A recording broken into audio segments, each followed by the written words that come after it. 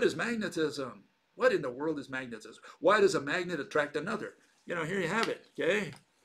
My two famous clips here, okay? Here it is. You've seen it here for the first time in your life, okay? I'm going to put them closer together, and you can feel the pull there already. Magnetism, attraction. And there you see it again, just in case you didn't miss it. Not close enough. Okay. In fact, I'll hold it here. You'll see it here, okay? I'm not pushing it, okay? It's pulling, okay? And people say, is magnetism a pull? Yeah, it is a pull. Nothing's pushing from the outside. It's the pull from the inside. And mathematicians haven't discovered that in 400 years. So that's unbelievable. Okay, but we start with a couple of issues that were left over from last time because people are not sure about certain things, especially regarding energy, this word called energy, which is going to enter the picture, okay? Because all these words, energy, field, magnetism, they're all related, okay? Okay, so let's go with this issue, and it's called capacity. What is energy? It's capacity. And so you have to define what capacity is. What do you mean by capacity? Okay, so here it is. Let's find out here. Know exactly what capacity is. That's what one fellow asks or says. And he points to a video there, a YouTube video. And you go in there and, well, let me just analyze that first. Yeah, I always wanted to know what capacity is. I've never seen one. Is this what it looks like? That's what energy is in another video from the establishment, okay? So is that what capacity is? Is that what it looks like? Okay, I go to this video that this fellow points to, and this is what I find. The main points, okay? Obviously, the video is a little longer than this, but this is what it says. It says, one of the biggest questions I get asked is about capacity. Capacity of, in this case, he's talking about a battery, okay? Capacity means the actual quantity of electricity. Quantity of electricity, okay? That you can extract out of a battery. So how do we measure capacity? So he immediately moves into measuring. He hasn't really finished with what quantity of electricity means. And so you're left dangling there like saying, well, what do you mean by quantity of electricity? What is this, like quantity of water or number of apples? What are you talking about? What is quantity of electricity? I mean, here you have a breakdown. You look up the word quantity, and it says the property of magnitude, something having magnitude. And you look up magnitude, and it says a number characteristic of a quantity. Another one of those famous mathematical circular definitions. Yeah, you learn nothing from the mathematicians because they never, ever defined a single word in their lexicon, okay? Okay, so we have to go with a common notion of quantity. And you find, like if you want to say a quantity of milk, what do you say? Well, 1 liter, okay? And that's different than saying 1 pound of butter, for example. And that's totally different than saying 10 apples. In the first case, you're talking about a measurement. In the second case, you're talking about counting. So counting is not the same thing as measuring. And quantity, unfortunately, has not been defined properly, and it could refer to either a measurement or counting. So that's where the problem starts, okay? Now, you can count meters, you can count dreams. If you're counting dreams, what are you going to count? I mean, are you going to say, I'm going to weigh the dreams or, say how many atoms are in there? No, you say, I had 8 dreams last night. That's how you say it, okay? Electricity is measured in amps. So electricity, you can't say, well, you had 8 amps, meaning 8 units, 8 objects. No, amps is a measurement. So when you say 3 amps, you're really referring to a measurement. Same with voltage and same with watts for power. You're talking about a measurement, not a, you're not counting, you're measuring. Okay, and you use this measure called amps in the case of electricity, and that's what you're going to use. So what is quantity of electricity? Well, you're saying 3 amps. What is 3 amps? Well, it's something you measure. In this case, it's going to be the flow, allegedly, the flow of charges. That's what they're going to come down to, okay? And are you going to count the charges and say, I had 5 charges? No, you're going to say, I had 5 amps, which is different than saying I had, 5 charges or 5 electron balls, beads, or whatever. So keep this in mind. We're going to look at, units here, okay? Are we going to count units or measure them? And this fellow points me to a site where it shows that electricity is treated as a physical object. You go to this site, and this is what you see. You see a fellow in there, and he says, look, I have this quantity of electricity. And he puts water in a bag and says, assume that's 10,000 watts of electricity. He's going to treat electricity as a bunch of water, as a physical object. He's going to take these weights, which he's going to say, well, imagine that as a battery, and one is a 12-volt battery, and the other one's a 120-volt battery, okay? And he's just going to put these weights on top of these water bags that contain so much water, so much electricity. That's the analogy. And he's going to then pinch them and going to say, look, more water comes out of the one that's got the heavier weight than the one in the weaker weight, the lighter weight. Okay, so this is the analogy. He's treating electricity as a physical object. He's saying electricity is like water. That's what he's saying. And voltage is like a weight. And if you put a bigger weight on one of them, you're going to get more electricity out of that bag. Okay, so he's treating electricity as a physical object. That's the notion people have, that voltage is some kind of potential difference, in this case, measured by these weights, okay? And electricity is the water that flows because of this difference in potential. And again, that's a wrong notion because, like I said last week, if that were the case, if it has to do with pressure, if it has to do with difference in potential, as they say, one potential higher, the other one lower, then what are we saying? That the electron beads roll down an inclined plane from high to low, and that's the analogy for electricity, that you have the water tank above, the other water tank below, and water flows downwards. We can all understand that because it's gravity. Is that what we're saying electricity is? High to low? Well, that's very simple. You put the terminals in the opposite direction. You put the one that was low, now you put it higher, the other one lower. Will the electrons flow the other direction? And the answer is no. So the analogy is bunk, is nonsense. This analogy, high to low, because that's gravity. That's not electricity. Okay, that's not how electricity works. It doesn't work on high to low difference in potential levels, that notion. It doesn't work that way. So you have to come up with a better analogy for what voltage is, this difference in potential. What do you really mean? And this guy said, I put two weights on these bags of electricity. Yeah, sure. So he's treating electricity as a physical object, when electricity is not. They say it's the flow of electron beads, and last week we showed that it's not. In other words, we argued that the electron bead model doesn't work, first of all, because you cannot imagine the planetary model on which it's based. You cannot imagine why that electron bead rolls around the nucleus without falling to it or flying outside of that system. Why do we have a planetary model of the atom? Which has been debunked anyways by the same quantum people. They say that's not the model. So why do they teach that model? Why do they use that even as an analogy if that's not the case? Give me the real model, the super duper quantum model of universities. That's the one I want to see. They don't have one. Even in the universities, they use the planetary model. And the planetary model is bunk, but they use it anyway because they have no other model. And they use the electron as a bead. And yeah, when you use a voltage, when you try to explain voltage, you have to explain it with a bead. And you say all these beads roll down because there's a difference in potential high to low. Is that what electricity is? Are the little beads rolling down an inclined plane? And if we put them in the opposite direction, we show that's not the case. So the analogy is nonsense, and the planetary model of the atom is nonsense. You can't use the electron bead as a model because that model has been debunked. You cannot rationalize it. Okay? So anyone using the bead model, that electricity is the flow of electron beads, is talking nonsense. Okay? Electricity is not the flow of electron beads, because you cannot justify that model, because you cannot justify the planetary model of the atom to begin with. I hope that's clear.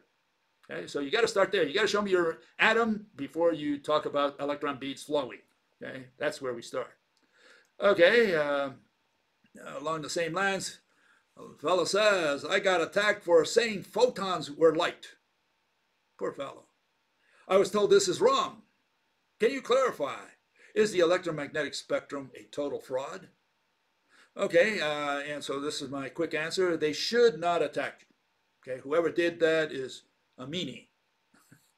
They should treat you with the respect that you deserve. Okay, you're not wrong. Okay, I'm on record. You say I was told this is wrong. You're not wrong. Okay, I'm on record. The electromagnetic spectrum is not a fraud at all. Okay. Okay, so here's my answer to that, my real answer. Okay.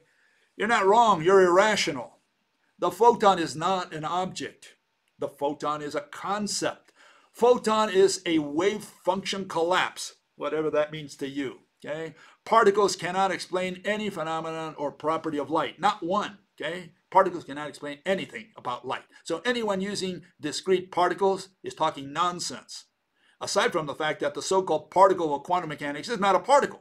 It's not a corpuscle. It's not a speck of dust, a grain of sand. The particle of quantum mechanics is a wave function that collapses. It's a number. Okay? It's a function, an equation. I don't know how else to tell you. Okay? That somehow collapsed, physically collapsed to a point. Is that point a dot? What is it? Is it a so-called photon? Are we talking again about a grain of sand? No, we're talking about a nothing. We're talking about a number that collapsed, whatever that means. Okay? And then you cannot simulate wavelength with discrete particles. Anyone using particles, we call them an idiot, meaning a person with big ideas. He doesn't have normal ideas, he has idiots, and so we call them idiots. Anyways, the spectrum is the graph of different lengths of the electromagnetic rope. And there you see them, okay, at the top. But these people think that it's, I guess, the thickness or the width of a photon, which is a particle. So I don't know how you can simulate wavelength or link length with photons, with photon particles, discrete beads. Do they have different sizes? Is that what these people are proposing? Okay, so yeah, the particle model is bunk. It's nonsense. Anyone proposing particles should be executed, period. Okay, they should not be around anymore. Okay, anyone proposing particles simply is talking nonsense. You cannot explain a single phenomenon of nature, the invisible stuff, intangible stuff, with particles. Okay. Okay, so what is this magnetism thingy? Okay, and here we go to live science, and essentially everybody says the same thing. So I chose one at random. I chose live science. Fellow writes in there, what is magnetism? Okay, what is it? Magnetic fields and magnetic force. Okay, let's see what he has to say. He says, magnetism refers to physical phenomena arising from the force caused by magnets. Yeah, okay. Objects that produce fields, okay, that attract or repel other objects. Fields that attract and repel? What is this field thingy? I wonder. A magnetic field exerts a force on particles in the field due to the Lorentz force that you see there on the right, okay? According to Georgia State University Hyperphysics website, which is where that graph or that picture on the right comes from. Okay, so the guy's just relying, I guess, on authority. He's saying, I just go by what the Georgia State University tells us. Okay, great. The motion of electrically charged particles gives rise to magnetism. Okay, so we have electrically charged particles, and that's what gives rise to magnetism. So what is this Lorentz force? Well, it's just an equation. It's just a description, mathematical description. It says you take the electric force plus the magnetic force, and that's the force, the Lorentz force. Great. We learned a lot. So this force, this is what becomes the field, which is what moves objects around. What is this fieldy thing? Okay? That's what we want to get to the bottom of, because they're going to use this word field to say why a magnet attracts another. They're going to explain magnetism with this word field. That's what you got to keep in mind. So we're going to have to get to the bottom of this word field.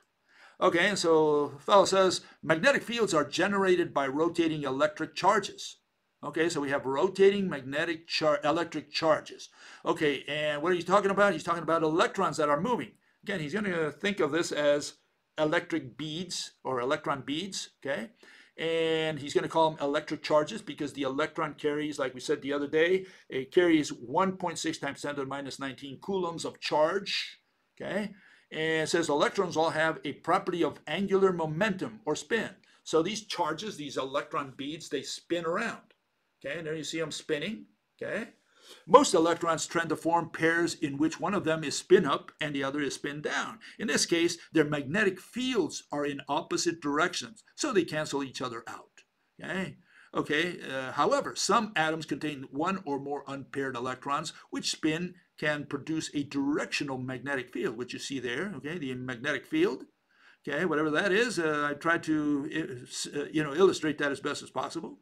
The direction of their spin determines the direction of the magnetic field.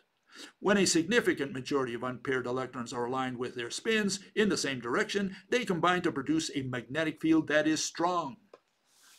So this is it. You see it. You see why a magnet attracts another. They say the electrons spin apparently in the same direction, and if they spin in the same direction, they create this magnetic field. Each magnet creates this magnetic field, and if they're in the same direction, they kind of sympathize with each other and they attract each other. That's it. And if you turn them around, obviously the magnetic fields are facing each other and they push each other away. So again, we need to get to the bottom of this magnetic field, because this is what they're going to use to explain, magnetism. They're going to explain how a magnet attracts another with these fields. Okay, let me get this out of here. Okay, so there you see it. What is the official version? Is you have on the north or south of the magnet, the electrons that form the atoms that are part of these regions, okay? They spin in the same direction. And so their fields, they create fields that are somehow, I don't know exactly how to visualize it. Again, that's the best I could do, is show you that the fields are out there, these numbers floating around, and they're going the same direction. And somehow those fields produce attraction. But we still don't understand the mechanism, the physical mechanism, especially if the fields are just a bunch of numbers. Okay, and so what is a field? Okay, let's find out. Now, we looked at this the other day. Let's go over this again. A field is a quantity. It's a number. A bunch of numbers, actually, represented by a number that has a value for each point in space and time. So we have number. What is a number? Mathematical object, used to count, measure, and label. Okay, so it's a number. It's an abstraction. Value, any definite mathematical object, again, right? Most often a number, meaning another mathematical object that measures and labels. Okay, so it's just, we have abstraction so far, no physical object. Point, it's an exact location. What is space and time? Any mathematical model which fuses the 3 dimensions of space and 1 dimension of time. What is space? It's a fundamental space. And what is time? It's a concept that means the continued sequence of existence. La, la, la, la, la. What do we have so far? Nothing. So far, all we have is abstractions. And with this abstraction, they're going to produce a real result in the physical world, which is attraction between two tangible magnets. In other words, here we have them, right? Okay, so this is tangible, it's seeable, right? You have two magnets there right in the center, the black round things there, and they attract each other. And they're saying that's done by what? A field, which is a number, which is a quantity, which is, a value, which is a point, which is another abstraction, which is space and time, which are concepts. This is done by absolute concepts. That's the explanation. That's the official explanation. So yeah, we have a little bit of problem with all this, because they're saying, you're asking for a physical interpretation. How does a magnet attract another? What is magnetism? And they're saying it's an abstraction. It's all caused by these numbers that we have floating around in space that are created by electrons which are spinning. And those electrons are beads that belong to the planetary atom, which is bunk. Bunk according not to Bill Gates, they're bunk according to the establishment. They say, no, that's not our matter. So why do you teach it in high school? Well, we teach it there because it's the simplest way to teach this stuff to kids who are coming up to speed. Well, why don't you teach them the real atom? Well, because the real atom, the one they teach at the university level, is the same atom that they teach at the high school level, which is the planetary model of Niels Bohr, which hasn't changed in over 100 years. We still have the same planetary model in mathematical physics. Okay, so that's the situation. Okay, here to make matters worse, it doesn't stop there with magnetism. We have another issue to resolve. And that's this, that with magnetism, there are north and south poles. This is from a site. They all say the same thing. I just pulled one out. Similar to charged like magnetic poles repel each other, while unlike poles attract. Okay, so we have like poles that repel and unlike poles attract. And we call them north and south poles. We have no idea what's happening at the north or south poles. I guess the way I put it there, the North Pole has Santa Claus, especially now that Christmas came around, I thought about Santa. And the South Pole has the Norwegian flag. If it doesn't have the Norwegian flag on it, you have to doubt whether it's the South Pole. And you say, well, why the Norwegian flag? Well, that's because Roald Amundsen, he's the guy, I think it was 1912. He's the guy who discovered the South Pole, just like Columbus discovered America. He's the guy who got there first, in front of Robert Scott, who died in his attempt to reach the South Pole. He reached it a little later, started earlier, but reached there later. And Roald Amundsen beat him because he went there with these huskies, dogs who were used to the cold. The other guy brought horses and tractors and who knows what, spent a lot of money and died in the effort. So yeah, if you don't see the Norwegian flag, you don't know if it's the South Pole, okay? Let's make that clear. And the North Pole is the one that's got Santa in it. That's all we know about the North and South Pole. What is this north-south, positive, negative? What do those mean physically? What is the physical meaning of these terms? Okay? Now, Mother Nature understands something else, and it's known as clockwise and counterclockwise. And here you have the mechanism. This is a mechanism, okay? It's not for you to believe, it's for you to understand. Okay, and what we're saying is that when a magnet has when two magnets have opposite polarities, so they attract each other, and when they have similar ones, they repel each other. Why? Well, you can see it here. If they have opposite polarities, their threads are swinging in the same direction. And if you turn them sideways, again, they're swinging in the same direction. Only when you switch them 180 degrees do they repel each other, because now the threads swing in opposite directions. Very simple mechanism. A kindergartner can understand this. The assumption is that all atoms are swinging, which are aligned in those magnets, are swinging the threads in a given direction. That's all. That's the only assumption you have to make. And those lines of force that what's his name, Michael Faraday discovered. Those lines of force are those threads that are swinging around. So what's happening is the iron filings align along those lines of force.